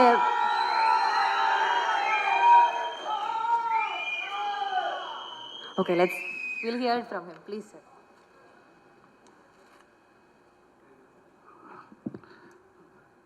எல்லாருக்கும் வணக்கம். இன்னைக்கு முக்கியமான சேனலுக்கு நீங்கள் கண்டென்ட் ஆகிட்டீங்க. ஆமாம், ஒரு சில பேர் ஃபங்க்ஷனை பார்க்குறாங்களோ இல்லையோ, என்னோடய ஃபேன்ஸ் எங்கேருந்து வர்றாங்க, எங்கே வர்றாங்க, எத்தனை பேர் வர்றாங்க, இதைத்தான் நிறையா சேனல் நிறையா நோட் பண்ணுறாங்க. முக்கியமான செய்தியெல்லாம் அன்றைக்கி வந்துக்கிட்டே இருக்குது, அதெல்லாம் விட்டு இதைத்தான் நோட் பண்ணுறாங்க. தம்பிகள் அவங்கள அப்படி தான் சொல்லிக்கிட்டு இருக்கிட்டே இருங்கடா. தேங்க்யூ தம்பிகளே, அன்பு தம்பிகளா. என்னோடய ஃபேன்ஸுன்னு சொல்லிட்டு எனக்கு 4 பேர் இருக்கப்போ எங்கேருந்து எல்லாருமே சென்னையிலேருந்து வந்துட முடியாது, 4 ஊர்லேருந்து வர முடியும். 4 ஊர்லேருந்து வரவன் பாத யாத்திரை வர முடியாது, அவன் பஸ்ஸுலேயோ பைக்லேயோ கார்லேயோ வரதான் முடியும். பஸ்ஸுலேருந்துலாம் வர்றாங்களா சூரிக்கு ஃபேன்ஸ் அப்படின்றாங்க. இப்போ நான் மதுரையிலேருந்து வரேன், பஸ்ஸில் வராமல் எதில் வருவேன்? அதனால் உங்களுடைய சப்போர்ட் இருக்கிற வரைக்கும் இன்னும் என்னோடய ரசிகர்கள் அதிகமாகிட்டே இருப்பாங்கன்னு நினைக்கிறேன். லவ் யூ தம்பிகளா, தேங்க்யூ. இப்படி ஒரு படத்துக்குள்ளே நான் இருக்கிறேன். எவ்வளவோ மேடைகள், எவ்வளவோ படத்தில் நடிச்சிருக்க முடிஞ்ச அளவுக்கு அதுக்கான பாராட்டுகள் எல்லாமே நான் வாங்கியிருக்கேன், நான் நின்றிருக்கேன். ஆனால் இந்த படத்துக்கான பாராட்டுகள், இந்த படத்துக்கான மரியாதைகள், இந்த படத்தை பற்றி இங்கே தலை சிறந்த இயக்குநர்கள் பேசுகிறப்ப உண்மைக்கு அவ்வளோ பெருமையாக இருக்குது, அவ்வளோ சந்தோஷமாக இருக்குது. ஒவ்வொரு டைமும் இந்த படத்தை பற்றி பேசுகிறப்ப, இந்த சூரியன் சொல்கிறப்ப இது உண்மைக்கே நான் தானே அங்கே உட்காந்துருக்கப்ப எனக்கே சிலுக்குது. இது எங்கேருந்து எவ்வளோ கற்றுக்கிட்டுன்னு எனக்கு தெரியலை, எவ்வளோ தூரம் என்னை கூட்டிகிட்டு வந்தாங்கன்னு தெரியல. ஆனால் ஒன்று மட்டும் தெரியுது, என் ஆத்தாப்பை செஞ்ச புண்ணியம், இவ்வளோ பெரிய இயக்குநர்கள், இவ்வளோ பெரிய ரசிகர்கள், தயாரிப்பாளர்கள் என்னை கையப்பிடிச்சு கூட்டாந்து இன்றைக்கி என் அன்பு தம்பி தயாரிக்கிற இந்த கொட்டுக்கால் வரைக்கும் என்னை கூட்டியாந்து விட்டுருக்காங்க. அதுக்கு நான் ரொம்ப நன்றி கடமைப்பட்டிருக்கேன். இந்த படத்துக்குள்ளே வர காரணமாக இருந்த ராமண்ணே, அருண் விஸ்வா, உங்களுக்கு நான் பெரிய நன்றி சொல்லிக்கிறேன். கூழாங்கல் படத்துக்கு அளவு கடந்த ஒரு ரசிகனாக நான் இருந்தேன். ஆனால் அப்பேற்பட்ட இயக்குனர் படத்துக்குள்ளே திருப்பி இன்னொரு நடிகனாக கொண்டு வந்ததுக்கு அந்த இறைவனுக்கு நான் ரொம்ப நன்றி சொல்லிக்கிறேன். இந்த படத்தை அத்தனை பேரும் தலை சிறந்த இயக்குநர்கள் எல்லாமே அந்த தியேட்டரில் போட்டு காட்டுறப்ப அவ்வளோ பதட்டத்திலேருந்து, எப்படி சமீபத்தில் அமெரிக்காவுக்கு போகிறப்ப அந்த வீசாவுக்கு போகிறப்ப ஒரு வாரமாக நான் தூங்கலை. கொண்டுட்டாங்க என்னைய, விட்டுருங்க நான் அந்த நாட்டுக்கே போகலடான்ட்டு ஒருத்தன் ஃபோன் பண்ணிட்டேன். இங்கே பாரு, இந்த கேள்வி கேட்பாங்க, இதுக்கு மட்டும் ஆம்னு சொல்லணும், இதுக்கு இல்லைன்னு சொல்லணும், மற்ற எதுவும் கேட்கவே மாட்டாங்க. திருப்பி இன்னொருக்கு ஒருத்தர் ஃபோன் பண்ணாரு, அதெல்லாம் இல்லை, இந்த கேள்வி கேட்பாங்க, இதுக்கு நீங்கள் எஸ்ன்னு சொல்லணும், இதுக்கு நீங்கள் நோன்னு சொல்லணும், வேறு எதுவும் செய்யக்கூடாது அப்படின்னு சொன்னாங்க. ஃபங்க்ஷனுக்கு அப்புறம் எங்கன்னு கேட்டால் ஆமான்ட்டு, வருமா சம்பளம் உங்கள் பேமெண்ட்டுக்கு கேட்டால் இல்லைன்னு சொல்லணும். இப்படி நிறைய விஷயம் சொல்லியிருக்கோம். மறந்துடுவேன் அவங்க சொல்லி கொடுத்த அரை மணி நேரத்தில். இன்னொருத்தனை மாற்றி விட்டு போயிடுவேன். இவன் சொன்ன மறந்துடுவேன். இந்த 5 நாள் 4 நாள் ஆச்சு, 3 நாள் ஆச்சு, 2 நாள் ஆச்சு, 1 நாள் ஆச்சு. அன்றைக்கி நைட்டு ஃபுல்லாக தூங்கலை. காலையில் எந்திரிச்சு காலை ஏறி உட்காந்து பதட்டத்தோட உச்சமாகவே இருந்து அதே அந்த ஒரு வாரம் பேசின 10 பேர் இங்கேருந்து ஒரு அரை மணி நேரத்துக்குள்ளே பேசுகிறாங்க மாற்றி தலைவா விட்டுருங்க தலைவா, டோட்டலாக மறந்துருச்சு, நானா போய் நின்றுவேன் தலைவா, என்னை தேவை கேட்கட்டுன்னு சொல்லிட்டு அங்கே ஒரு கண்ணாடி இருக்கும், கூட்டி போவாங்க, 3 அடிக்கு தள்ளி நிற்கணும், அந்த பக்கம் ஃபைனல்ஸ் இருப்பாங்க, நீங்கள் எங்கே போகிறீங்க, எதுக்காக போகிறீங்க, ஃபெட்னாவா எல்லாம் கேட்பாங்க. சொல்லி பதட்டத்தை உச்சமாக போச்சு. அங்கே போய் அப்படியே நின்று என்ன பேசணும்னு தெரியலை. எனக்கு முன்னாடி ஒரு நல்ல பயங்கரமாக பிரில்லியண்ட்டான ஒரு அம்மா போய் நின்றுச்சு. அவங்க கேட்குற கேள்விக்கு அது பயங்கரமாக ஒரு மாதிரி பதட்டமாகிடுச்சு. நான் அப்பயே முடிவு பண்ணிட்டு, இந்த அம்மாவே போல் பதறுது, நம்ம வந்துட்டு ஒரு செகண்டில் வெளில தூக்கிப்பட்டு போயிடுவாங்க நம்ம பையில் அப்படின்னு நினச்சேன். 4 வார்த்தையும் கேட்டாங்க. அவங்க சொன்ன மாதிரி கரெக்டாக ஆமான்ட்டேன். ஆமாம் எஸ் ஃபங்க்ஷனுக்கா yes, payment no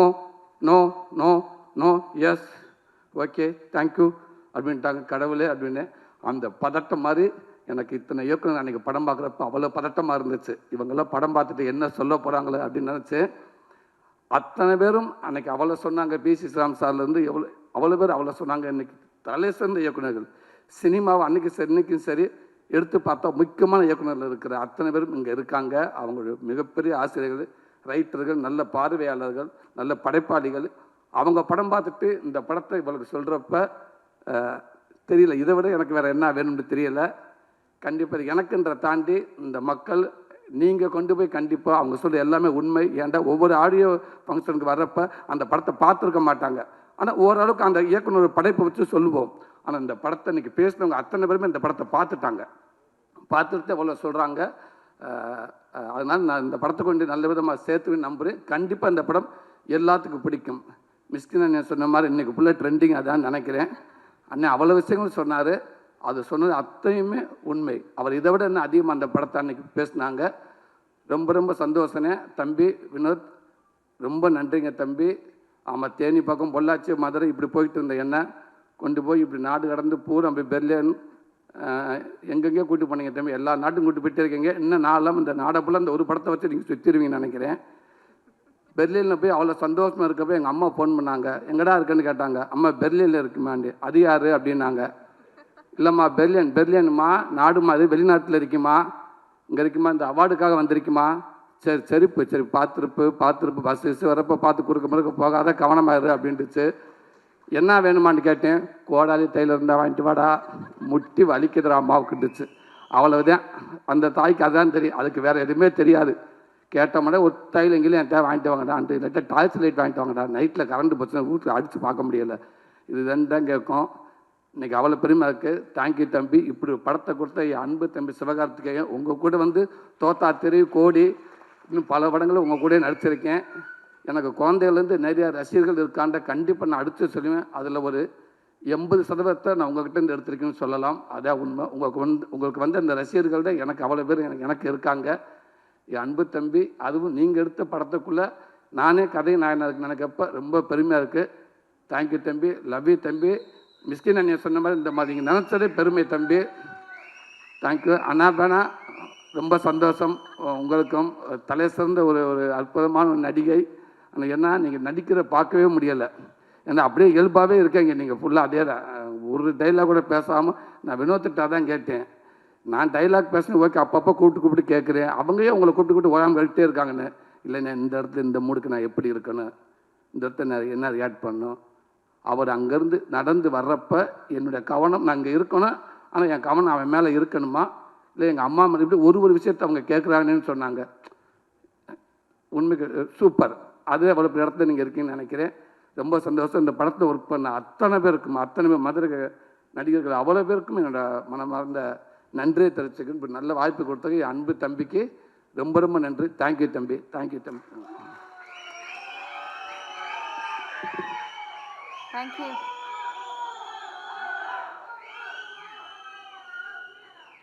thank you so much sir. அடுத்தபடியாக இந்த படத்துடைய ப்ரொடியூசர் ஆக்டர் சிவகார்த்திகேயன் அவர்கள். ஹீரோஸ் வந்து படம் பண்ணுறது வந்து நிறைய பேர் பண்ணுறாங்க, ஆனால் தான் பண்ணாத படத்தை ப்ரொடியூஸ் பண்ணி அதை தான் பண்ண படம் மாதிரியே போயிட்டு ப்ரமோஷன் ஒர்க்ஸில் அவ்வளோ ஈடுபாடு காமிக்கிற ஒரு நடிகர். அதாவது வெளியில் வந்து ஒரு டாக் போயிட்டு இருந்துச்சு, ஒவ்வொரு ப்ரொடியூசரும் இந்த மாதிரி வருஷத்துக்கு 2 படம் பண்ணால் போதும், குட் ஃபில்ம் வாட்சிங் எக்ஸ்பீரியன்ஸ் வந்து அதிகமாக இருக்கும் தமிழ் சினிமாவில் அப்படின்னு சொல்லிட்டு இருந்தாங்க. It is very true. Thank you so much. இந்த மாதிரி தரமான கதைகள் நீங்கள் சூஸ் பண்ணுறதுக்கு ரொம்ப நன்றி. தேங்க்யூ.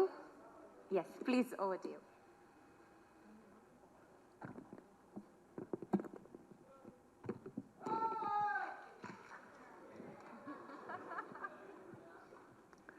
நான் வர சொல்லியே,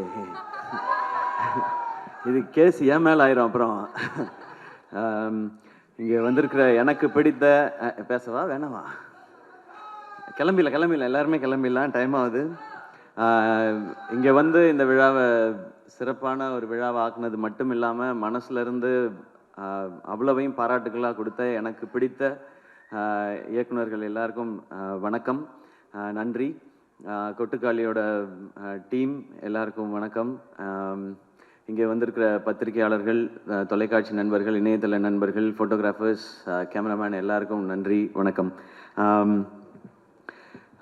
இது முதல்ல நான் கூழாங்கல் படம் பார்த்தேன். எனக்கு அருண் விஸ்வா கூப்பிட்டு போய் நம்மளோட ஃப்ரெண்ட் ஒருத்தர் நீங்கள் இந்த படம் பாருங்கள் அப்படின்னு சொன்னார். நான் அந்த படம் பார்த்தேன். உண்மையிலே எனக்கு அதை புரிஞ்சுக்கிறதுக்கு ரொம்ப ரொம்ப சிரமமாக இருந்தது.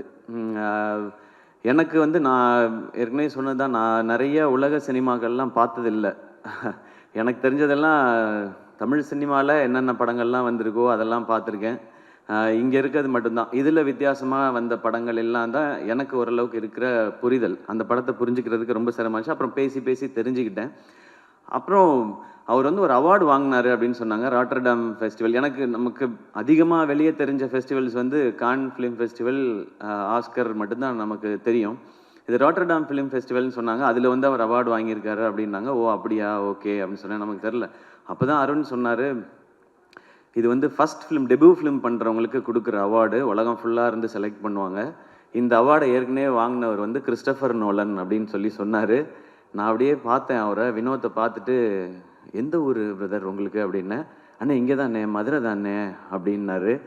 எனக்கு ஒரு மாதிரி அப்படியே கூஸ் பம்ஸ் ஆயிடுச்சு. மதுரையிலேருந்து போய் ஒரு இன்டர்நேஷ்னல் ஃபிலிம் எடுத்து கிறிஸ்டோஃபர் நோலன் வாங்கின அவார்டை ஒருத்தன் நம்ம ஊரில் வாங்கியிருக்கான், ஏன் இது வெளியே தெரியவே இல்லை அப்படின்னு நான் அருண்கிட்ட கேட்டேன். இல்லை தெரியலங்க, அந்த படம் எப்போ தான் ரிலீஸு, அதை ரிலீஸ் பண்ணி இதை ஒரு மொமெண்ட் ஆக்கலாமே என்பது, அது என்ன காரணங்கள் எனக்கு தெரியல, அதுக்குள்ளே நான் போக விரும்பல, அது கரெக்டாக நடக்கலைன்னும் போது அப்போ நான் அருண்கிட்ட சொன்னேன், அவரோட அடுத்த படம் நான் ப்ரொடியூஸ் பண்ணுறேன், அவர் என்ன கதை வச்சுருக்காருலாம் தெரியல, என்னவாக இருந்தாலும் நான் பண்ணுறேன், கதைக்காக நான் பண்ணுறதுன்றதை தாண்டி இப்படி ஒருத்தனை செலிப்ரேட் பண்ணுறதுக்காக நான் இந்த படம் பண்ணுறேன்னு. இந்த படம் ஆரம்பிக்கப்பட்டதுக்கான ஒரே காரணம் வினோத் ராஜ் அப்படிங்கிற ஒருத்தரை செலிப்ரேட் பண்ணுறதுக்காக மட்டும்தான்.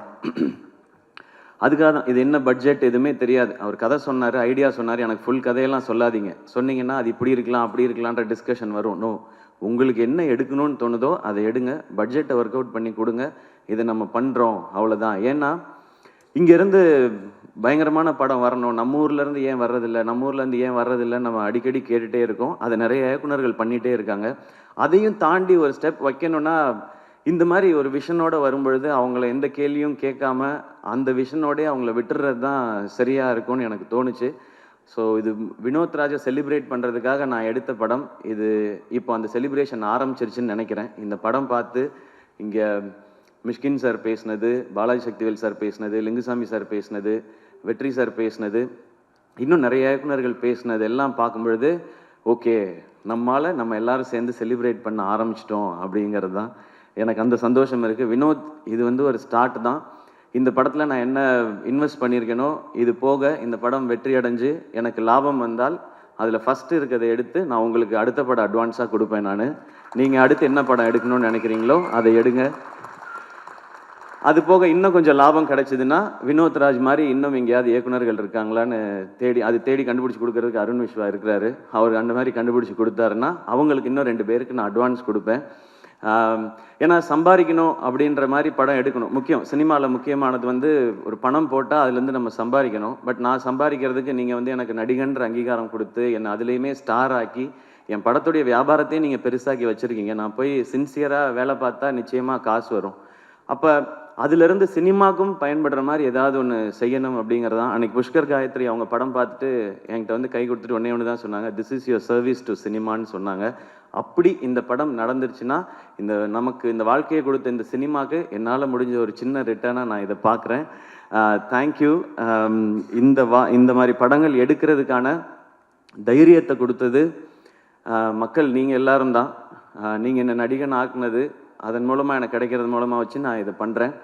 அண்ட் நான் சினிமாவுக்கு வந்தது வந்து நிறைய கமர்ஷியல் சினிமாஸ் பார்த்து, நான் நடிக்கிற படங்கள் எப்போவுமே அப்படி தான் இருக்கும், அது வசூல் இருக்கணும்னு நினைப்பேன். ஏன்னா இப்போ வந்து என்னுடைய படங்களில் வந்து இன்வெஸ்ட்மெண்ட் பெருசாகிடுச்சு. அப்போ அது ரிட்டர்ன் ப்ரொடியூசர் எடுக்கணும், வெகுஜன மக்களுக்கு போய் சேரணும், எல்லாருக்கும் பிடிக்கணுன்றதான் நான் நடிக்கிற படங்கள்.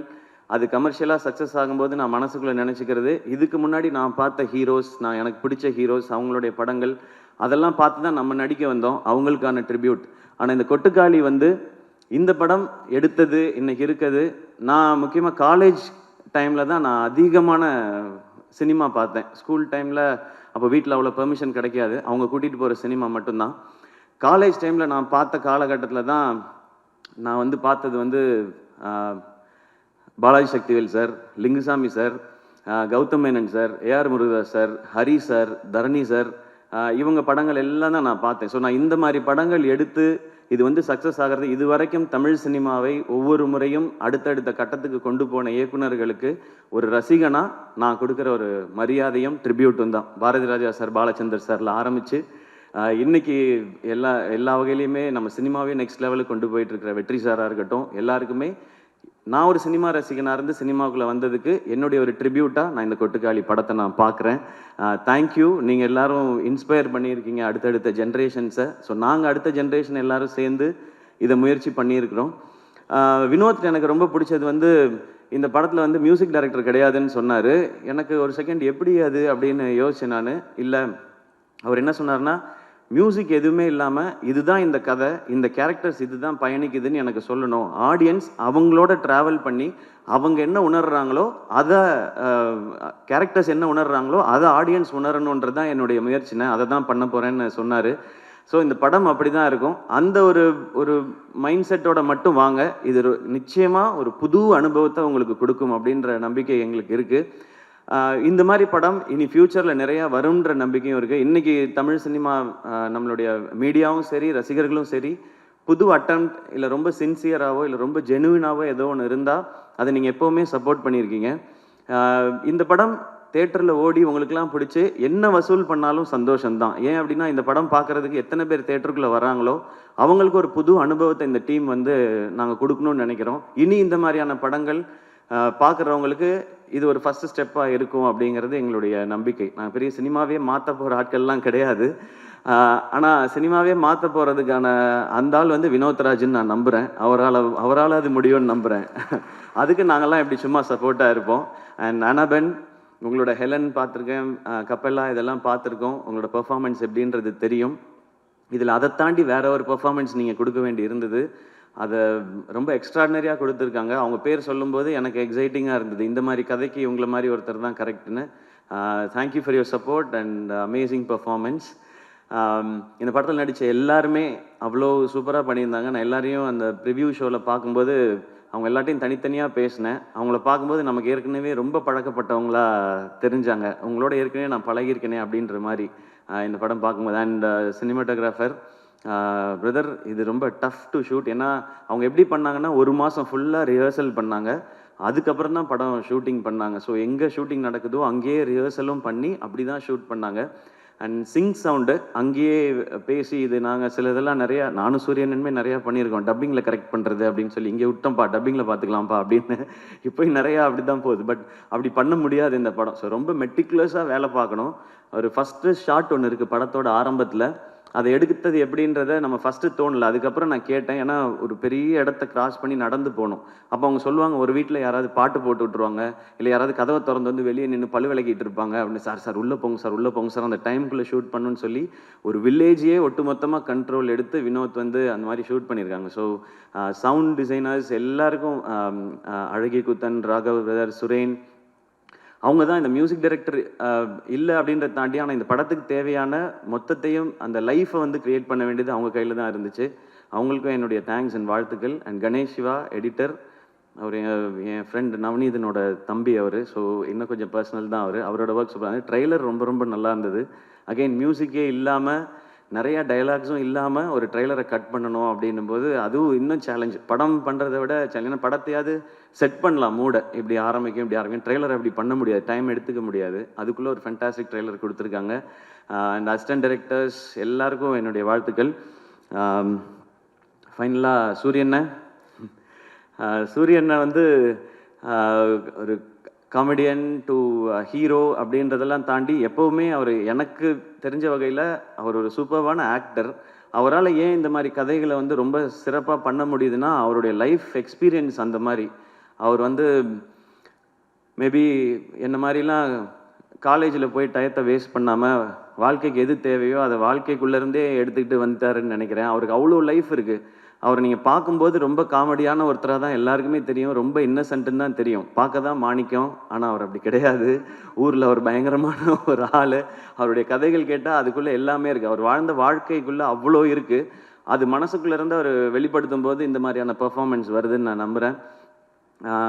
விடுதலை அவருக்கு ஒரு பெரிய டைமென்ஷன். அதை வந்து வெற்றி சார் வந்து கொடுத்தாங்க. அப்போ அந்த விடுதலை நடந்துட்டு இருக்கும்போதே இந்த கொட்டுக்காளி அந்த படம் பண்ணாங்க. நான் கொட்டுக்காளி ரஷஸ் பார்த்துட்டு சொன்னேன், அண்ணா விடுதலை படத்தில் வெற்றி சார் வந்து உங்களை பயங்கரமாக ஒர்க் வாங்கியிருப்பாங்கன்னு. அவங்க வந்து யாருனாலுமே பயங்கரமாக நடிக்க வச்சுருவாங்க. பட் எனக்கு என்னமோ தோணுது, கொட்டுக்காளி படம் அதை விட 1 மார்க் எக்ஸ்ட்ரா வாங்கிடும்னு நினைக்கிறேண்ணே உங்களோட ஆக்டரா அப்படின்னு சொல்லி. எனக்கு அதுதான் ஃபஸ்ட்டு ரஷஸ். அப்போ நான் விடுதலை பார்க்கல. நான் விடுதலை பார்க்காமலே எனக்கு தோணுனது தான். ஏன் அப்படின்னா, மேபி அது இன்னும் நெருக்கமாக அவரை நமக்கு காட்டினதுனால. அண்ட் இதில் ஒரு சின்ன ஒரு ஷேடு இருக்குது, அது இது வரைக்கும் நம்ம சூரியன்கிட்ட பார்க்காத ஷேடு. அதனால எனக்கு அது தோண்டிகிட்டே இருந்துச்சு. அண்ட் கருடன், அது வந்து கருடன் இந்த பிளானில் இருக்குன்னே எனக்கு தெரியாது. வந்து ஒரு பெரிய கமர்ஷியல் சக்ஸஸ் கொடுத்தேன். இந்த வருஷம் சக்ஸஸ்ஃபுல்லாக ஓடின படங்களில் முக்கியமான இடத்துல கருடன் இருக்குது. ஒரு 3-4 ஃபிலிம்ஸ் தான் இருக்குதுன்னு நினைக்கிறேன், ஒரு ப்ராப்பர் பிளாக் பஸ்டர் ஃபிலிம்னு. அதில் கருடன் இருக்குது. ஸோ கமர்ஷியல் சக்ஸஸும் கொடுத்துட்டாரு. நான் கம்பேர் பண்ணுறேன்னு நினைக்க வேணாம். எனக்கு வந்து நான் காலேஜ் படிக்கும்போது ஞாபகம் இருக்குது, விக்ரம் சாருக்கு வந்து தூள், சாமி, பிதாமகன் ஒரே வருஷத்தில் வந்துச்சு. சார் விக்ரம் சார், நான் கம்பேர் பண்ணி சொல்ல சார், அந்த இயர் உங்களுக்கு எப்படி ஸ்பெஷலாக இருந்ததோ அந்த மாதிரி ஒரு ஸ்பெஷல் இயர் சூரியனனுக்கு இந்த வருஷம். விடுதலை, கருடன் அண்ட் இந்த கொட்டுக்காளி. இதில் சூரியனனுக்கு நேஷ்னல் அவார்டு கிடச்சிச்சின்னா என்னை விட அதிகமாக சந்தோஷப்படுறவங்க யாரும் இருக்க மாட்டாங்க. நான் கிடைக்கும்னு நம்புகிறேன். அப்படி இந்த படத்தில் ஏதாவது லைட்டாக முன்ன பின் ஆனாலும் வெற்றி சார் இருக்கார், அவர் வாங்கி கொடுத்துருவாருன்ற நம்பிக்கை எனக்கு இருக்குது. ஸோ அது கிடைக்கணும். அண்ட் எனக்கு இன்னும் ஆசை, இன்னும் மிஷ்கின் சாரோட படத்தில் ஒர்க் பண்ணணும் சூரியன் அடுத்து. சார் நீங்கள் வந்து சூப்பர் சார், தேங்க்யூ சார். அதே மாதிரி பாலா சக்திவேல் சாரோட படத்தில் ஒர்க் பண்ணணும். ஏன்னா அவர் உண்மையிலேயே ரொம்ப ரொம்ப திறமையான நடிகர். எனக்கே அதெல்லாம் நான் ஏன் ஒர்க் பண்ணணும்னு கேட்கலன்னா, அவங்களாம் நிறைய பயங்கரமாக நடிக்க சொல்லுவாங்க, நமக்கு அவ்வளோ வராது. நமக்கு ஓரளவுக்கு அப்படியே பண்ணிவிட்டு மொத்தமாக ஒரு பேக்கேஜ் தான் நம்ம. ஆனால் சூரியன்னா என்னை விட இன்னும் நல்லா நடிக்கக்கூடியவர். ஸோ எல்லா இந்த மாதிரி ஒரு எக்ஸ்ட்ராடினரியான டைரக்டர்ஸோட அவர் ஒர்க் பண்ணணும். இன்னும் நிறைய விருதுகள் வாங்கணும். இன்னும் நிறையா மக்கள்கிட்ட போய் இன்னும் பெரிய பெரிய ஹீரோவாக ரீச் ஆகிட்டே இருக்கணும். அவர் எனக்கு காமெடியன், ஹீரோ அப்படிலாம் நான் பார்த்ததே கிடையாது. என்றைக்குமே அண்ணன், என் அண்ணன் ஜெயிச்சா நான் ஜெயிச்ச மாதிரி, அவ்வளோதான். அண்ட் மீண்டும் ஒரு முறை பாலா சக்திவேல் சார், உங்களுக்கு ஒரு ஸ்பெஷல் தேங்க்ஸ். ஏன்னா முருகதாஸ் சார் அன்னைக்கு சொன்னார், சார் நீங்கள் படம் பார்த்துட்டு போய் டியர் சார்ஸ்ன்னு போட்டு டைரக்டர்ஸ் குரூப்பில் இந்த படத்தை கண்டிப்பாக பாருங்கன்னு சொல்லி அவங்க வந்து மெசேஜ் போட்டாங்க. அண்ட் லிங்குசாமி சார் படம் பார்த்துட்டு ஒரு பைட் கொடுத்துட்டு அடுத்த நாள் காலையில் எழுந்திரிச்சு ஒரு 5 minutes வீடியோ கொடுத்துட்டு இங்கே வந்து படத்தை பற்றி பேசுகிறாங்க. Thank you sir. அண்ட் மணி சாருக்கு வந்து இவங்க வாய்ஸ் நோட் போட்டிருக்காங்க. மணிரத்னம் சாருக்கு, சாரி நான் மணி சார்ன்னு சொல்லிட்டேன்னு தப்பாக நினச்சிக்காதீங்க. மணிரத்னம் சாருக்கு வந்து வாய்ஸ் நோட் போட்டிருக்காங்க, நான் ஒரு படம் பார்த்தேன் சார்ன்னு சொல்லி, சாரும் நான் பார்க்குறேன்னு சொல்லி. ஸோ இவ்வளோ ஓன் பண்ணி பண்ணுறாங்க. வெற்றி சாரும் அந்த மாதிரி எங்கே பார்த்தாலுமே வினோத் முக்கியமான டேரக்டர், கொட்டுக்காளி படம் வரப்போகுதுன்னு சொல்கிறாங்க. அண்ட் மிஷ்கின் சார், எனக்கு தெரிஞ்சு நாங்கள் யாரும் எந்த கண்டென்ட்டும் இந்த படத்தை ப்ரமோட் பண்ணுறதுக்கு இதுக்கப்புறம் கொடுக்க வேண்டிய அவசியமே இல்லைன்னு நினைக்கிறேன். 10 எபிசோடு யூடியூப்பில் போடலாம், முடிஞ்சால் நெட்ஃப்ளிக்ஸ்லேயோ அமேசான்லேயோ ஒரு சீசனாகவே ரிலீஸ் பண்ணலாம். மிஷ்கின் சாரும் கொட்டுக்காளி ஆடியோ லான்ச்சுன்ற பேரில் எனக்கு தெரிஞ்சு அது கொட்டுக்காளியை விட அதிக ஓடிடி ரைட்ஸ் போகிறதுக்கு வாய்ப்பு நிறையா இருக்குது. அவ்வளோ கண்டென்ட் ஏன் அவங்களுக்கு இதில் எதுவுமே பெனிஃபிட் இல்லையே. ஆனால் அதுதான் அவங்க சினிமா மேலே வச்சுருக்க காதல். இதுக்கு எவ்வளோ நன்றி சொன்னாலும் பத்தாது. எனக்கு ரொம்ப சந்தோஷம், இந்த சினிமாவில் இயக்குனர்கள் ஆவது இவ்வளோ ஒற்றுமையாக இருக்காங்களேன்னு நினைக்கும் போது எனக்கு ரொம்ப சந்தோஷமாக இருக்குது. அது இருக்கட்டும், ஏன்னா இயக்குனர்கள் நீங்கள் ஒற்றுமையாக இருந்து வித்தியாசமான படைப்புகளை கொடுத்தா தான் நாங்கள் ஹீரோஸோ ஸ்டார்ஸோ எல்லாமே உங்கள்கிட்ட இருந்து கிடைக்க சந்தோஷம். And Ravikumar weather, thank you. இதை நீங்கள் வந்து இன்னும் மக்கள்கிட்ட கொண்டு போய் சேர்க்குற விதமாக ஒலிம்பிக்கோட கம்பேர் பண்ணி சொன்னீங்க, தேங்க்யூ உங்களுக்கு. அண்ட் பத்திரிகையாளர்கள், நிச்சயமாக உங்களுக்கு இந்த படம் பிடிக்கும்ன்ற நம்பிக்கை இருக்குது. இந்த படம் வசூல் செய்கிறது விட ரொம்ப ரொம்ப முக்கியம் வினோத் இந்த படத்தின் மூலமாக அடுத்த கட்டத்துக்கு நகர்றது. ஏன்னா நான் பார்க்குறது வினோத் தமிழ் சினிமாவோட ஒரு ப்ரைடு. எங்கள் தமிழ் சினிமாவிலேருந்து எங்ககிட்ட ஒரு இயக்குனர் இருக்கான், அவன் வினோத் ராஜ், கொட்டுக்காளியோட வரான் அப்படின்றதான். ஆடியன்ஸ் படத்தை பாருங்கள். நிறைய கருடனை மறந்துடுங்க, விடுதலையை மறந்துடுங்க, அது ரெண்டும் வேறு மாதிரியான படம். இது வித்தியாசமான ஒரு அனுபவத்தை நிச்சயம். இந்த வித்தியாசமான வார்த்தையை ரொம்ப நானே நிறையா பயன்படுத்திட்டேன் என்னுடைய படங்கள்லேயே. இது ஒரு வித்தியாசமான படம் அப்படிலாம். இது எந்த வித்தியாசமானதுன்னா இது ஒரு புது எக்ஸ்பீரியன்ஸ், அதான் சொல்ல தெரியுது. நம்ம இது வரைக்கும் போகாத ஏதாவது ஒரு தீம் பார்க்குக்கு போனோம், அது எப்படி இருக்குன்னே தெரியாமல் நம்ம போனோம்னா அது ஒரு அனுபவம் கொடுக்கும் இல்லையா, அந்த மாதிரியான அனுபவத்தை இது கொடுக்கும்னு நான் நம்புகிறேன்.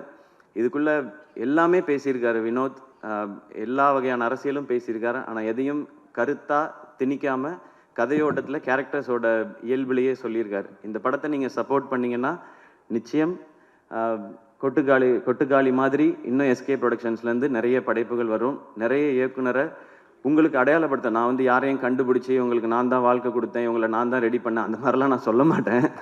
ஏன்னா என்னை அப்படி சொல்லி பழகிட்டாங்க, நான் தான் வாழ்க்கை கொடுத்தேன்னு. அந்த மாதிரி ஆள் நான் இல்லை. எனக்கு இது ஒரு சின்ன ஒரு இன்ட்ரடியூஸ் பண்ணுவோம்ல, இங்கே பாருங்கள் இவங்க தான் என் ஃப்ரெண்ட் அப்படின்னு சொல்லுவோம்ல, அந்த மாதிரி வேலைகளை அதுவும் நீங்கள் கொடுத்த இந்த ஆக்டர்ன்ற இந்த பொசிஷன்லேருந்து இதை கரெக்டாக யூஸ் பண்ணி பண்ணணும்னு நினைக்கிறேன். இது வெற்றி அடைந்தால் இந்த மாதிரி முயற்சிகள் இன்னும் தொடரும். மீண்டும் மறுமுறை எல்லாருக்கும் நன்றி அண்ட் லவ் யூ ஆல்.